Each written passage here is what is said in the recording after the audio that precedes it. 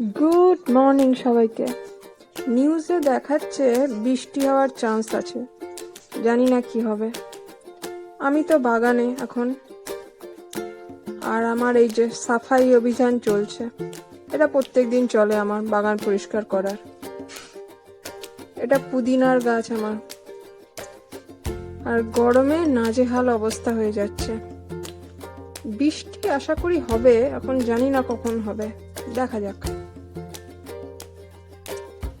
আর এই যে আমার পদ্ম গাছ, এখনো অবধি একটাও পদ্ম ঘুমায়নি। মানে অনেক সময় গরমে পদ্ম ঝিমিয়ে যায়, তখন আবার একে রিপোর্ট করতে হয়। তো এখনো অবধি একটাও পদ্ম হয়নি সেরকম অবস্থায়। গোলাপ গাছগুলো মোটামুটি ঠিক আছে এখনো অবধি। আর এটা আমার পর্তুলিকা। আমার কাছে একটা পুরনো জলের পাইপ ছিল, সেটাকে কেটে এইভাবে বসিয়ে দিয়েছি, তার মধ্যে পর্তুলিকা লাগিয়ে দিয়েছি। ড্রেনের কাজ শুরু হয়েছে, বাপ রে বাপ, 2-2.5 মাস পর এই কাজ চলছে। অনেক দিন পর, মনে আছে না ড্রেনের জন্য জায়গাটা কেটেছিল, সেটা ওইভাবেই পড়েছিল, যে এতদিন পর আবার কাজ শুরু হয়েছে। প্রচুর সমস্যা হয়েছে এই কমাস আমাদের, স্পেশালি তো আমার হাঁটা চলা এমনিই পারি না, আর বেরোনো খুব সমস্যা হতো। কাজ স্টার্ট হয়েছে। মিক্সিতে মানে মিক্সির জারে পোস্ত নিলাম ফার্স্টে, মা নিচ্ছে আর কি, আমি রেকর্ড করছি। এরপর কাঁচা লঙ্কা দেওয়া হলো, সর্ষে গোটা সর্ষে ছিল না, তাই সর্ষের যে গুঁড়ো আছে ওটাই দিলাম। আজ হবে ইলিশ মাছ, অনেক দিন পর ইলিশ মাছ পেয়েছি। এখানে মা ইলিশ মাছগুলোকে ভাজছে। ইলিশ মাছ খুব একটা ভাজার দরকার হয় না, আর যদি ভাপা ইলিশ করা হয় তাহলে তো ভাজারই দরকার হয় না। কিন্তু আজকে ভাপা ইলিশ হবে না, আজকে সর্ষে পোস্ত বেগুন দিয়ে নর্মাল একটু ওই ঝাল ঝাল করে করা হবে। এখানে রয়েছে বেগুন, মা কেটে নিয়েছে এগুলো সব। এত গরম লাগছে, রান্নাঘরে থাকতেই পারছি না। আমি একটুখানি রেকর্ড করে বাইরে চলে এসেছি। যে তেলে মাছগুলো ভাজা হয়েছিল ইলিশ মাছ, সেই তেলে একটু কালো জিরে ফোড়ন দেওয়া হয়েছে। এবার বেগুনগুলো দিয়ে দেওয়া হচ্ছে। বেগুনও বেশি ভাজতে হবে না, অল্পই একটু ভাজতে হবে।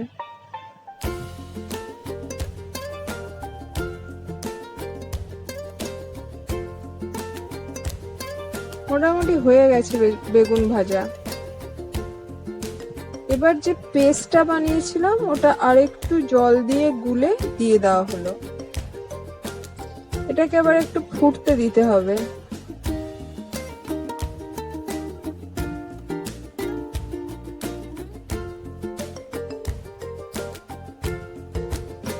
অল্প হলুদ দেওয়া হলো।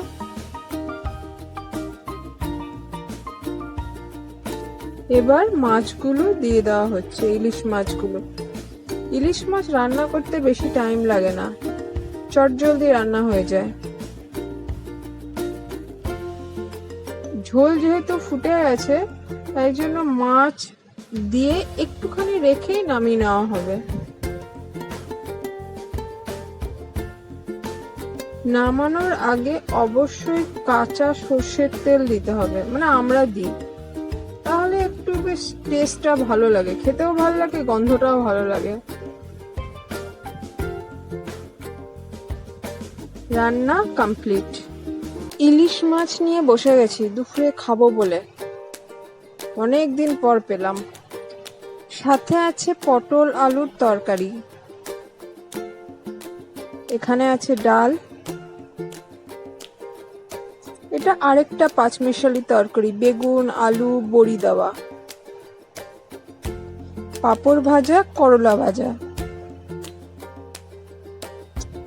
এটা হচ্ছে টক দই।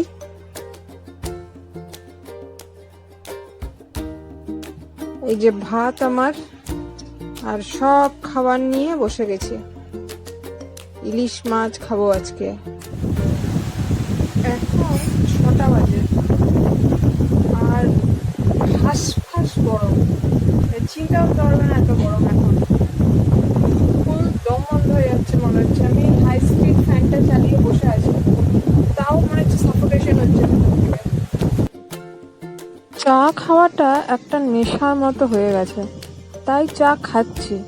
আর মা করে দিয়েছে বলে খাচ্ছি, নাহলে এই গরমে শুধু জল, ওটাই ভালো লাগে, আর কিছুই ভালো লাগে না। মাথা ফাতা ব্যথা করছে পুরো, এত গরম লাগছে। রং তুলি এসব নিয়ে বসে গেছি। এই ফ্রেমগুলো, ফটো ফ্রেমগুলো বহু পুরনো, রং চটে গেছে। দিয়ে ভাবলাম আজকে এদের কালার করি। আজকে রাত্রে বিশেষ করে একটা কাজ ছিল না, সেই জন্য এই কাজগুলো করছি। এখানে আমার বাবা মার ফটো রয়েছে, আমার ফটো ছোটবেলাকার, এগুলো স্মৃতি সব। বাবা আজকে আর নেই আমাদের সাথে। যাই হোক, এই ফ্রেমগুলোকে কালার করছি।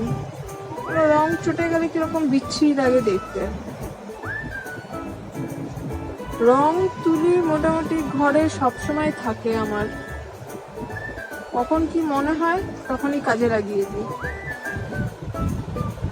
একটা সময় পেন্টিং করতাম, এখন আর হয় না, বিকজ MS, মাল্টিপল স্ক্লেরোসিস, আমার নার্ভের রোগ।